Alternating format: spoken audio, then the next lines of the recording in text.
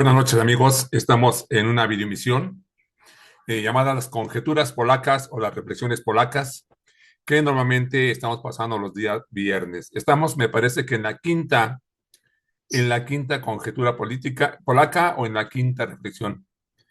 Pero qué importa el número. Vamos a iniciar con una noticia bomba que la dieron los periodistas, concretamente Álvaro Delgado, que estaba pasando en su programa precisamente de los periodistas de las 6 de la tarde, una entrevista con el director del Instituto de Servicios del Seguro Social para los Trabajadores del Estado, el ISSSTE, Martí Batres. Tenía una entrevista con Martí Batres y le interrumpió para dar una noticia que de suyo es importante y tiene relación con el tema. Vamos a correr para que ustedes vean. En ese momento, Álvaro Delgado va a informar de la noticia que les digo es importante y por la cual interrumpió a la entrevista que tenía. Déjenme ver si esto está grabando. No veo si está grabando, pero sí. Bueno, ok. Vamos pues. Interrumpimos esta entrevista que, como le informé, es grabada eh, desde el día de antier, por una información relevante que usted debe conocer. La hermana de Xóchitl Gálvez, la ex candidata presidencial del PRIAN, acaba de ser sentenciada por secuestro y delincuencia organizada. El juez de distrito en materia penal condenó a 89 años de prisión a la hermana de la ex candidata presidencial. ¿Por qué delitos? Por secuestro y por delincuencia organizada. Esta información es de último minuto, es una información que le estamos dando a usted en exclusiva esta noche aquí en Los Periodistas. Sí, 89 años de prisión a, por los delitos de secuestro y delincuencia organizada contra la hermana de Xóchitl Gálvez, la ex candidata presidencial, ex senadora del Partido Acción Nacional, Xóchitl Gálvez Ruiz. Le vamos a dar más detalles de esta información en el siguiente espacio informativo, 2 con todo, una vez que concluya también Los Periodistas, pero decidimos interrumpir esta entrevista que vamos a retomar desde el principio con el director general del ISSSTE, Martí Batres. Hay que recordar que efectivamente fue detenida esta eh, ciudadana. La ciudadana se llama Malinali Gálvez Ruiz. Es la hermana de Xochitl Gálvez y que ahorita nos está explicando Álvaro Delgado por qué fue detenida. Eh, por la Policía Federal cuando fue secuestrada una familia. En algún otro momento nosotros entrevistamos al hijo de una de las víctimas de la hermana de Xóchitl Gálvez y bueno, hasta ahora se emitió eh, esta condena por parte de un juez. Naturalmente, todavía es posible que ella impugne esta sentencia de 89 años de cárcel por secuestro y delincuencia organizada. Le vamos a seguir proporcionando toda la información en la manera en cómo fue detenida esta mujer, cómo estuvo en la cárcel y cómo hasta ahora un juez le dicta sentencia por secuestro y delincuencia organizada. Es un asunto que en su momento fue discutido inclusive en el marco de la campaña presidencial del 2024. por parte de la propia candidata presidencial Xóchitl Gálvez, y ahora por fin hay una sentencia condenatoria. Le vamos a seguir informando el día de hoy aquí. Muchísimas gracias. Bueno, vamos a dejar de compartir. Retomamos la pantalla y déjenme decirles, amigos, amigas, que incluso él está hablando de que este tema salió en la campaña presidencial del año pasado.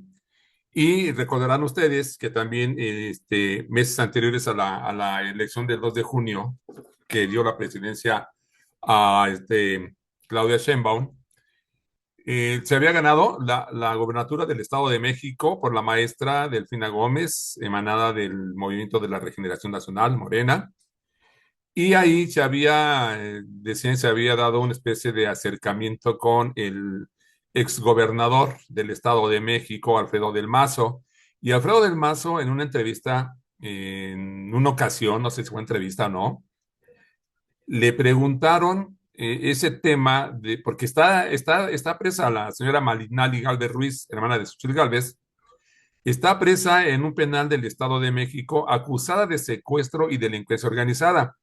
Entonces, el tema salió en una entrevista que le hacían a Alfredo del Mazo cuando era gobernador, y él dijo que Xochitl Gálvez le había pedido que liberara a su hermana, que le echara la mano a su hermana, y que obviamente eso dijo Alfredo del Mazo, que pues no se iba a prestar a eso, y no aceptó, y que de ahí se había ganado la animadversión de Xochitl Gálvez, porque no aceptó hablar con los jueces, que de por sí son corruptos, para que soltaran a su hermana. Pues hoy se da esa primicia en los periodistas, en la boca de Álvaro Delgado, de que ha sido sentenciada a 89 años. Y se llegó a decir también que Malinali Galvez era la que ponía a la gente secuestrada, concretamente fue por una familia. Ella las enganchaba, las citaba en un lugar y las ponía para que fueran secuestradas. Y era parte de la banda que secuestraba. Es así, ella sí secuestradora, no como ahí el chivo expiatorio de Israel Vallarta.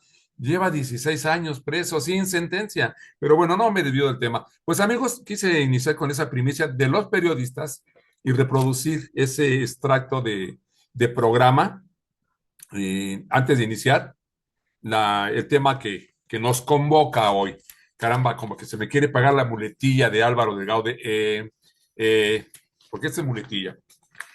Bueno, yo les hice una pregunta en la videoemisión que estaba yo tocando el tema del narcocampamento en Teuchitlán, Jalisco, en el rancho Izaguirre, donde dicen que se han encontrado un gran número de prendas, obviamente prendas de vestir, pero remarquémoslo, consistentes, pues, no sé, camisas, pantalones, lo que prolifera son los zapatos, el calzado, un gran número de calzado que se ve en las fotografías que nos ha revelado la jornada. Y se dice que ha habido también, bueno, mochilas, que ya lo dije. Hay una carta de un chico de apellido Nico que se despidió en esa carta. No fue muy clara la nota que leímos ayer porque dice que se despidió, pero luego dice que se encontró con su familia y ya no dice si fue asesinado, aunque lo estaban anunciando como uno de los que ya fueron reconocidos sus prendas. El otro era un taxista que la esposa encontró su ropa y aún así lo va a seguir buscando. Y el tercero, un chico de 16 años que se trasladó desde el Estado de México por una oferta de trabajo de pintor en la central de Guadalajara. Lo agarran y se lo llevan. ¿Cómo fue? No lo sabemos. Son las tres personas que según hay, ¿cómo decirles? Que han sido identificadas por sus prendas. Bueno, sobre este tema que estábamos tocando ya, esta es la tercera vez que lo tocamos en estas conjeturas polacas, yo le decía que había una pregunta que puede sonar escandalosa, incorrecta y un poco, ¿cómo decirles? O un mucho, según como la gente lo quiera ver, descabellada. Se acaba de aprobar el lunes o el martes las leyes, se reformó el artículo 19 de la Constitución y el artículo 40, fortaleciendo las condiciones para proteger la soberanía nacional y ser más puntuales y estrictos en que no se preste la intervención extranjera en nuestro territorio. Y yo les dije que chocaba con la pregunta que a mí se me ocurrió. Y quiero aclarar que es una pregunta, no es una propuesta. Digo, ya ve que los fachochairos son re buenos para inventar, pero en fin. La pregunta es, ¿qué pasaría si el gobierno de México le tomara la palabra a los Estados Unidos y bajo un acuerdo con condiciones estrictas, verificables, con observadores extranjeros, se me ocurre la ONU, la UNESCO, que es una rama de la ONU dedicada a la cultura, que dijera a nuestro gobierno, bueno, ¿quieres combatir a los cárteles de narcotráfico que tenemos en territorio? Vamos a hacerlo por medio de un acuerdo. Primer punto, respeto irrestricto a los derechos humanos. Dos, no te los vas a llevar a tu territorio sin que antes en México se pueda establecer su situación jurídica de cada uno de ellos. Tres, quien mandes como comandante de tus fuerzas aquí en nuestro territorio rendirá cuentas a diario a la Secretaría de la Defensa Nacional y a la Guardia Nacional. Es decir, el gobierno de México va a supervisar los trabajos que haga esas fuerzas estadounidenses que vendrían a cazar a los sanguinarios narcotraficantes. Y decir, y se te dará un lapso, una especie de programa piloto de máximo de 6 meses. Durará mínimo 3 meses y máximo de 6 meses, al cabo de los cuales, dependiendo de los resultados, veremos qué se sigue.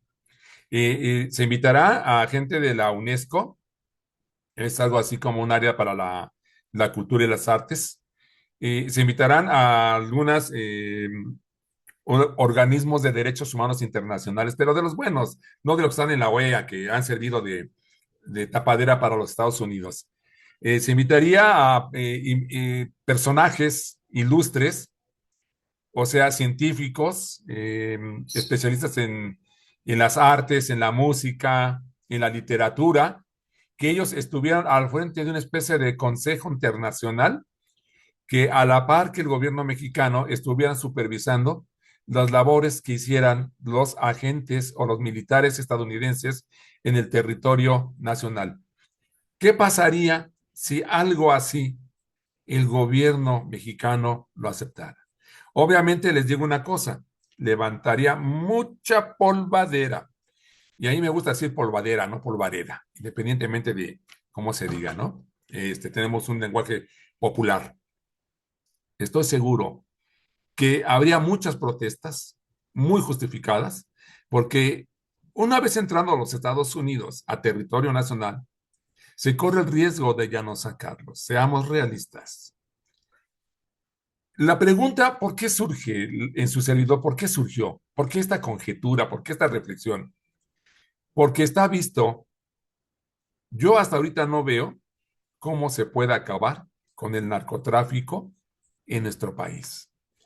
¿Qué digo en nuestro país? Está en Colombia, está en gran parte de los estados o de los países hermanos de América Latina, está en los Estados Unidos. Y también parece que han encontrado células en España del narcotráfico.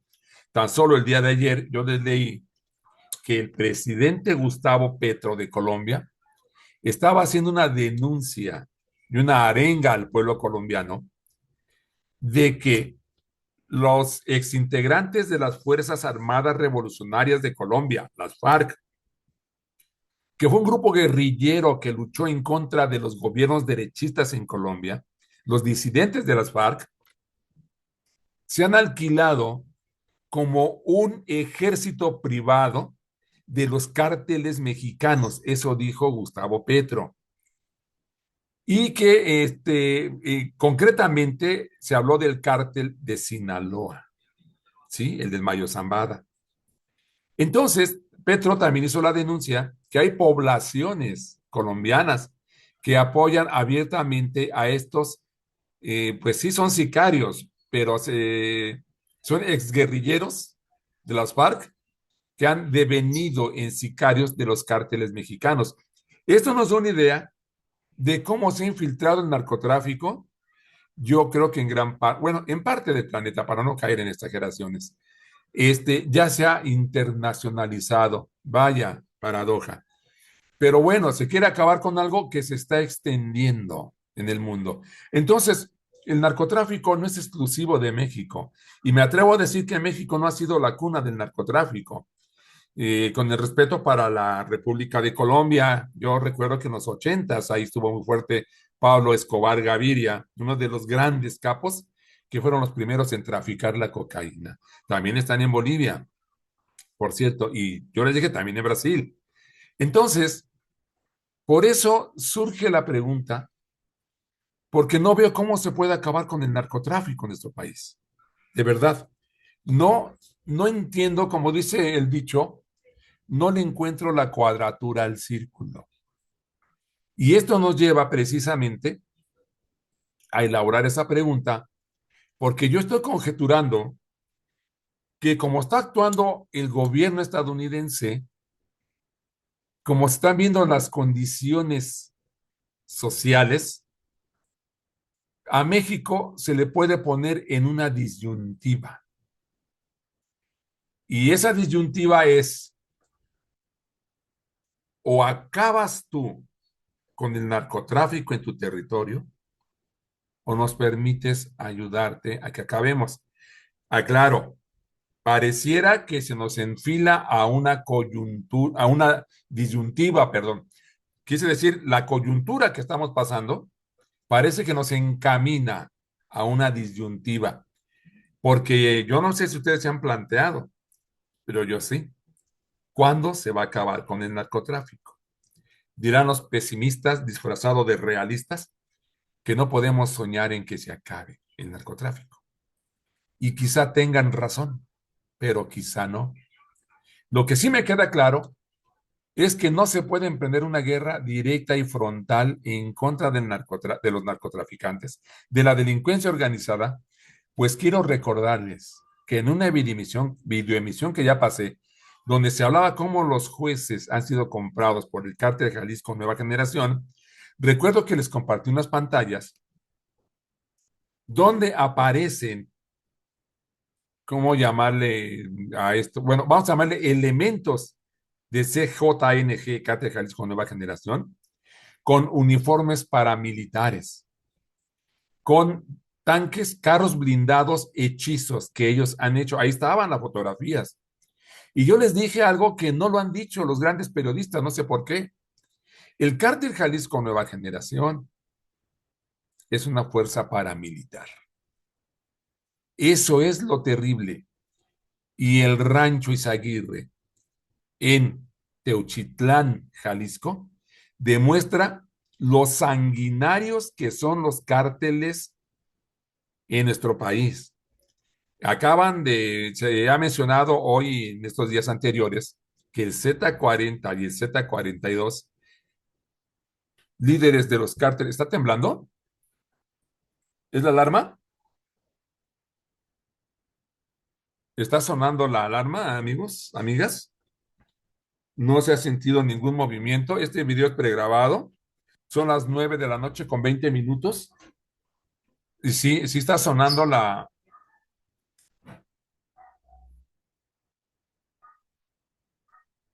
¿No percibimos movimiento?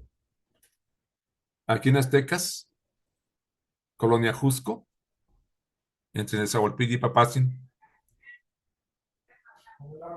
Sí, permítame, no vamos a cortar la transmisión, espero que no se corte el Zoom. Sí, se oye la alarma, pero no hemos sentido. Prende los focos de afuera por si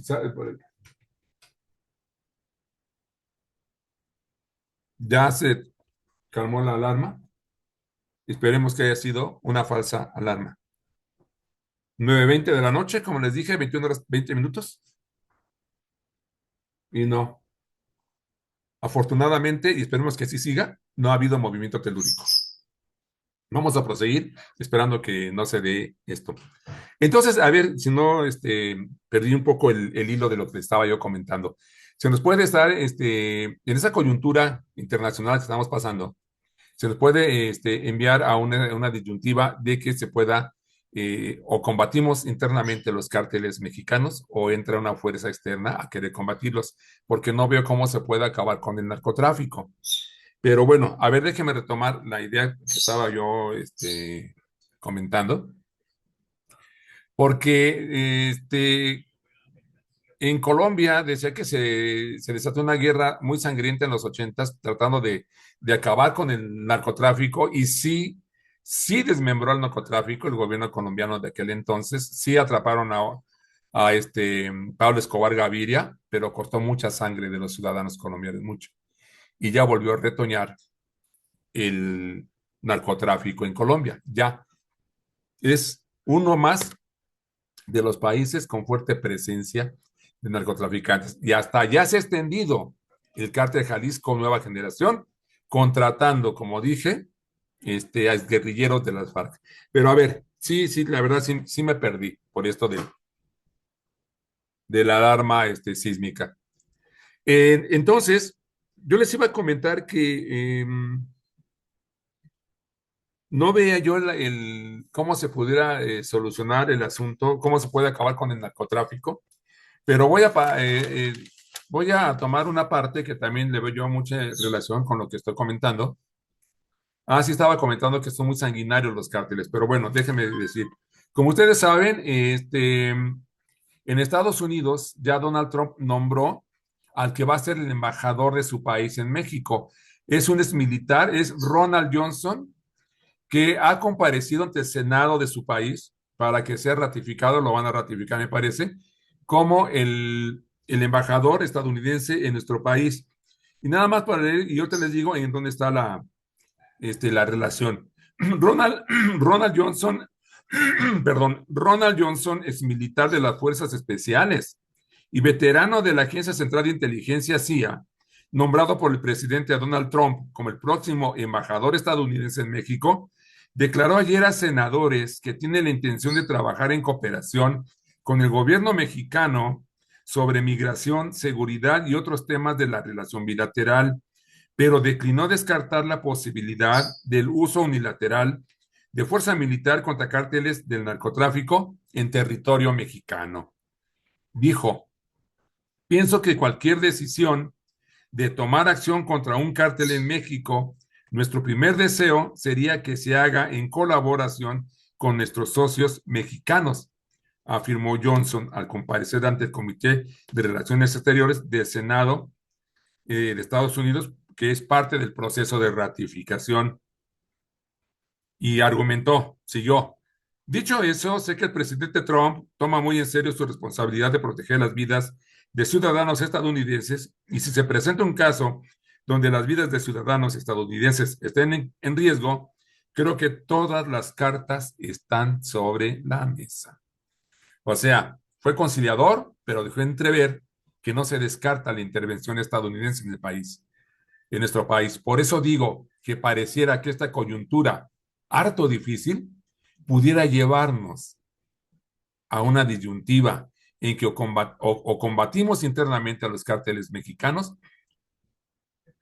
o intervendrán fuerzas extranjeras, concretamente los Estados Unidos, ya sea mediante un acuerdo como el que esbozaba yo en la pregunta, o que se vayan por la libre estos cabezones de los Estados Unidos. Ahora, la parte que tiene mucha relación y que fíjense cómo nos puede llevar, y esta disyuntiva es una especie de dicotomía. Ya no les he sacado las videoemisiones de las dicotomías, porque siempre estudiaba algo que era una dicotomía, pero aquí nos puede botar una dicotomía. Fíjense lo que dijo. El enfoque de las preguntas de los legisladores estadounidenses fue sobre migración, narcotráfico, comercio, seguridad y corrupción en México. Y dijo Ronald Johnson, el próximo embajador de Estados Unidos en México, dijo, siento muy positiva las comunicaciones que han ocurrido entre el presidente Trump y la presidenta Sheinbaum. dijo Johnson ante el comité. Resaltó la reciente expulsión de 29 narcotraficantes a Estados Unidos y aseveró que se han realizado arrestos adicionales de criminales en México como resultado de los interrogatorios en territorio estadounidense a los recién expulsados. Déjeme repetirlo para que quede claro. Johnson resaltó la reciente expulsión de 29 narcotraficantes a Estados Unidos y aseveró que se han realizado arrestos adicionales de criminales en México como resultado de los interrogatorios en territorio estadounidense a los recién expulsados. Fíjense lo que está diciendo, ¿eh? Que después de que fueron expulsados hacia Estados Unidos a los 29 capos de los cárteles en México, después de haber sido enviados allá, por medio de los interrogatorios que se les ha hecho en Estados Unidos a esos 29 capos, se han hecho detenciones adicionales en nuestro país. Quiere decir que los capos que están ya en Estados Unidos ya les están soltando la sopa a las autoridades estadounidenses. Estas se las han compartido a las autoridades mexicanas, quienes han hecho arrestos por esta información que están soltando en Estados Unidos los capos de los carteles en México. Esto no pasaría aquí con una Suprema Corte corrupta y parte de la delincuencia. Y vean esta cosa que sigue. Johnson enfatizó que Sheinbaum ha ocupado la presidencia por solo unos meses, pero que en ese tiempo hemos visto el reforzamiento de la seguridad contra los cárteles realizado por las autoridades mexicanas. Y agregó, escuchen esto que es muy importante, y agregó, estoy escuchando rumores de que algunos integrantes de los cárteles ahora están renuentes de dejar sus guaridas. Entendamos esto. El próximo embajador gringo en nuestro país dice que ha escuchado rumores que todavía quedan aquí capos o jerarcas del narcotráfico que están temerosos de abandonar sus guaridas. O sea, vamos a pintarte bien el cuadro. Esos 29 capos expulsados a los Estados Unidos, en interrogatorios que se les ha hecho, han soltado la sopa con las autoridades estadounidenses, se la han compartido a las autoridades mexicanas y las autoridades mexicanas han hecho arrestos después de la entrega de esos 29 capos. Y se ha corrido el rumor que ha llegado a Estados Unidos que ahora los capos que están en México están renuentes a abandonar sus guaridas. O sea, ya tienen miedo los capos de salir como antes salían, antes de la entrega de 29 líderes de narcotraficantes. Esto es lo que está cuadrando la pregunta que yo hago. Porque vean ustedes cómo esta cuestión que hasta Carmen Chayistegui la criticó, de que la presidenta, el gobierno de la presidenta, más bien dicho, el gobierno de la Cuarta Transformación, enviara 29 líderes de narcotraficantes en México, porque dijo Carmen Aristegui, porque después de todo son mexicanos. Y no se atreve la chayotera a defenderlos abiertamente, pero ya hizo una defensa soslayada, una crítica soslayada a Claudia Sheinbaum, aunque no esté reconocida como la principal ejecutora de esa entrega, pero esto va más allá. O sea, estamos viendo un poco que se pueden invertir los papeles, que si es el pueblo mexicano y la ciudadanía mexicana quienes tienen o tenemos el temor por los levantones, por los secuestros, por los desaparecidos, por los asesinatos, por el país que nos dejó el PRI y el PAN convertidos en tumbas, gracias a que favorecieron el surgimiento y crecimiento de los cárteles, gracias al PRI y al PAN, el pueblo mexicano tiene miedo, la ciudadanía, digámoslo así. Ahora se parece que ante una medida de fuerza de este gobierno de la Cuarta Transformación, diciendo me ando con cuentos y te vas allá, porque aquí te van a defender los corruptos de la tremenda corte. Te vas por medio de un acuerdo de seguridad nacional que es legal, que es legítimo y que jurídicamente no tiene que ver aquí la Suprema Corte. Te vas allá. Funciona. Ahorita, al menos en los hechos, se ve que está funcionando. Por eso cobró más fuerza en su servidor la pregunta, ¿qué pasaría si se lograra este acuerdo. Que les digo una cosa, yo solo lo estoy esbozando como una pregunta, y si me preguntaran ustedes si yo estaría de acuerdo, les diría no. Solo que me surgió la pregunta al ver la coyuntura por la que estamos atravesando como país. Y dado que sí está, se cierne sobre nuestro país la posibilidad de que los estadounidenses puedan violar la soberanía y manden militares sin permiso, por eso se me ocurrió la pregunta. ¿Y si lo van a hacer violando la soberanía? ¿Y si se pudiera establecer un acuerdo con las características que ya dijo su servidor, se podría erradicar el narcotráfico? La respuesta que yo digo es sí, pero no estoy deseando ese acuerdo, porque también les dije, y estoy plenamente consciente de eso, una vez entrando a los gringos, sería muy difícil sacarlos. Eso pasó en Honduras, cuando se prestó a que se formaran ahí campamentos, ¿cómo les llamaron en aquel entonces? Los contras. Los contras nicaragüenses se asentaron en ¿dónde les dije? En Honduras, en El Salvador, y no recuerdo qué otro país por ahí, no sé si Belice, Guatemala, pero principalmente en Honduras. Se establecieron campamentos de los contras que luchaban en contra del gobierno democrático que era en aquel entonces el Frente Sandinista de Liberación Nacional, que estaba al frente, como ahora lo está otra vez, Daniel Ortega. Pero en aquel entonces Daniel Ortega era un gran revolucionario, un gran izquierdista, y ahora pues ha devenido en mano dura, que muchos le quieren llamar dictador, pero no se cumplen las características de un dictador tampoco. Si bien no es un gobernante eh, digno de ser llamado de izquierda democrática, tampoco se le puede tildar de un dictador, solo que su pueblo lo ha estado eligiendo a cada rato y porque ha puesto mano dura. Y ojalá habláramos luego de Nayib Bukele, el presidente salvadoreño, lo que está haciendo con mano dura en su país, que está más pequeñito y es más fácil así. Pero bueno, amigos, esa es la pregunta que yo quería hacer, esa es la conjetura que me está llevando esta situación por la cual nosotros estamos atravesando y que se puede decir así. Entonces, tenemos que tomar uno de los dos caminos para que no se dé la intromisión de los Estados Unidos, sea vía un acuerdo o por la vía de que se van por la libre, cualquiera de esas dos,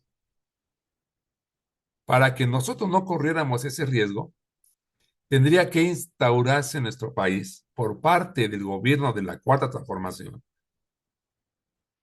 un plan efectivo, directo y sin ambajes en contra del narcotráfico en nuestro país. Y ahí me regreso a lo del rancho Izaguirre.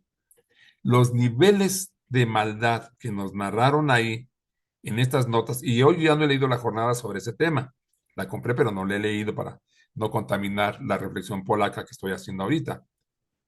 Pero lo que nos narró ahí la jornada, las fotografías de la ropa, de los zapatos, de algunos personajes, más lo que narró la que se dice que fue una persona, mujer que estuvo 3 años en ese rancho Izaguirre, de las barbaridades que hacían, violaciones de mujeres, violaciones de niñas, lanzarle a los chicos que levantaban, a los que secuestraban y que se ponían a llorar o que se querían regresar, que no querían participar como fuerza del cártel, que se lo lanzaban a los cerdos con 3 días sin comer los cerdos, que los cerdos, y que tenían cocodrilos y que tenían leones y que se los lanzaban a ellos para que fueran devorados y que los restos los trituraban o los calcinaban.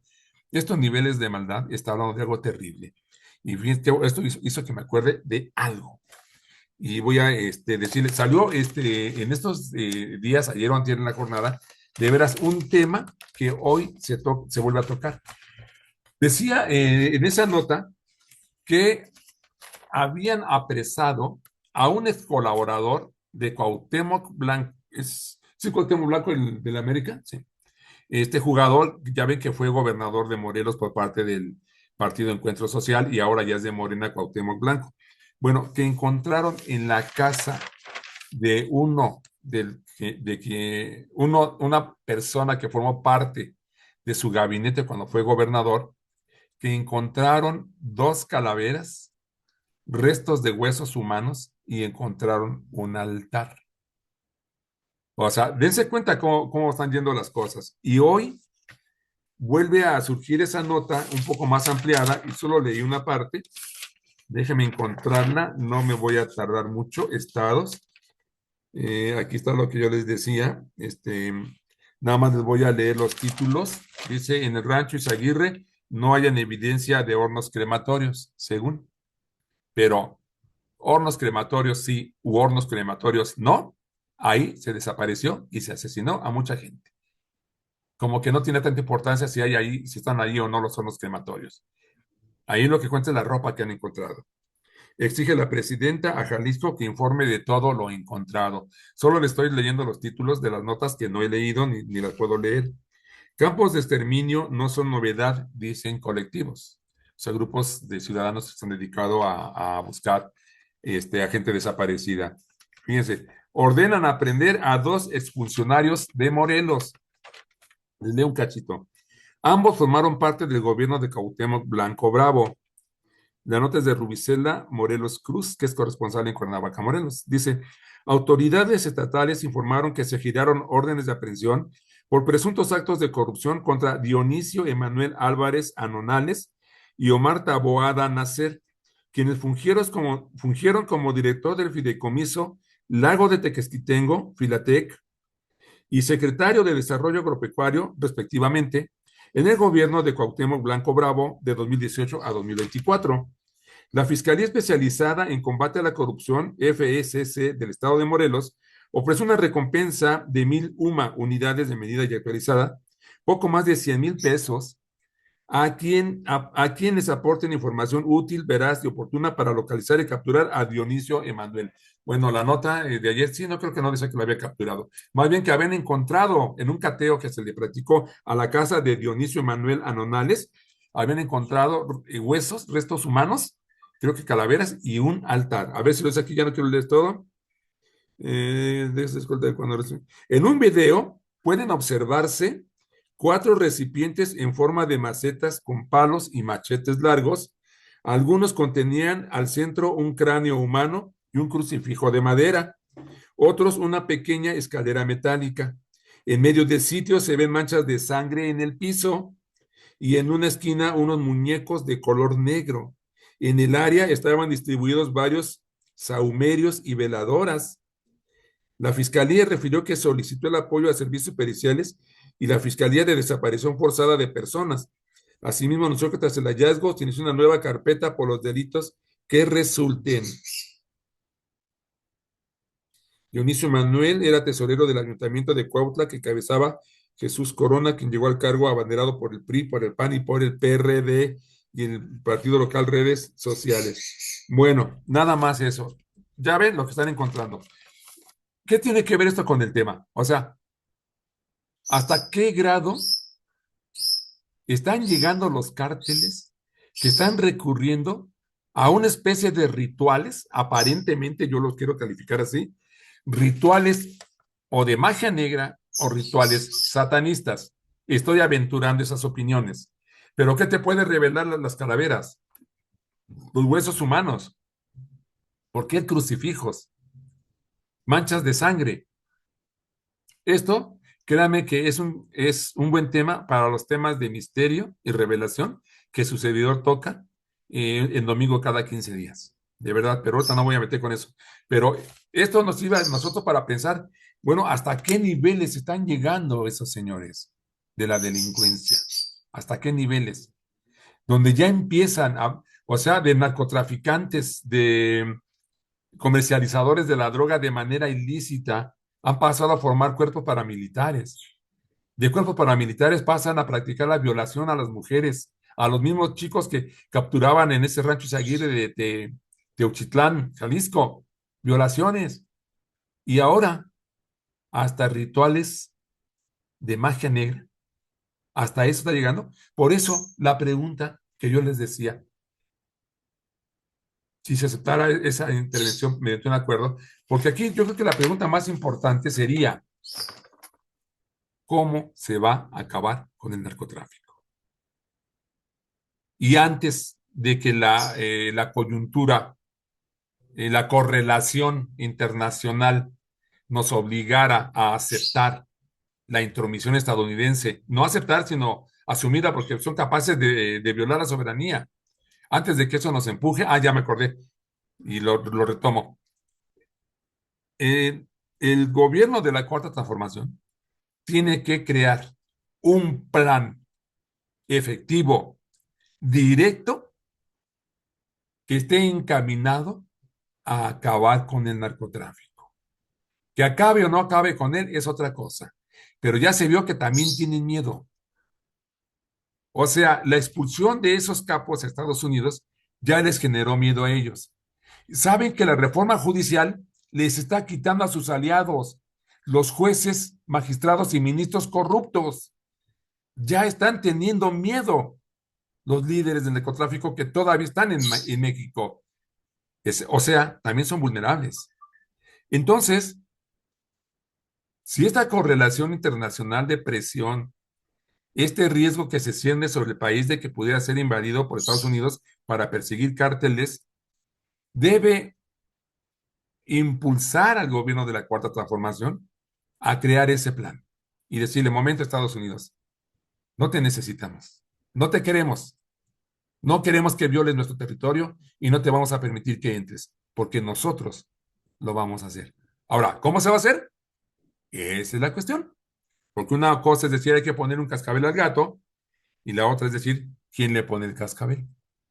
Entonces, una cosa es decir que México, nuestro gobierno, debe hacer un plan definitivo, no se puede aceptar, perdón por decirlo así, operativitos enjambre. Tiene que ir más allá para acabar con el flagelo del narcotráfico que ya vemos a qué ha llegado, a qué grados, a qué niveles ha llegado, para que no exista el riesgo de la intervención extranjera. México debe asumir ya una posición directa en contra del narcotráfico. Y yo creo que sí se puede establecer un acuerdo, ahí sí me atrevo a opinar, un acuerdo donde en base a la Ley de Seguridad Nacional en México, a la Convención de Palermo, a la Constitución mexicana, se siga haciendo esas entregas de capos a los Estados Unidos. Eso sí me parece que México los capture y los envíe. Eso mantiene a salvo nuestra soberanía y sería un buen sistema, si no de erradicar completamente el narcotráfico, reducirlo a una ínfima porción. Pues amigos, los dejo con esa reflexión, con esta conjetura polaca de su servidor y vamos a permanecer atentos a este devenir de las cosas. Hay muchos temas que comentar, pero prefiero por el momento dejarle así. Y pues no me queda más que despedirme. Su amigo y servidor Silvano Ángeles Barrón, comunicólogo, un gusto saludarlos y transmitirles a través de las pantallas de sus celulares, de las tabletas o de las computadoras. Estaremos en contacto. Buenas noches. Buen fin de semana.